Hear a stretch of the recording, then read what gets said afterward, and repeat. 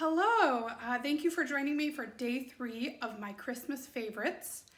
Sorry today's video is a little late. I got kind of caught up with family today, but it was a wonderful day with my husband and daughter, and so I am recording this one a little late. But this next piece is Carol of the Birds by John Jacob Niles, and he actually wrote this piece in honor of his son when his son was about 2 years old. So I hope you enjoy Carol of the Birds.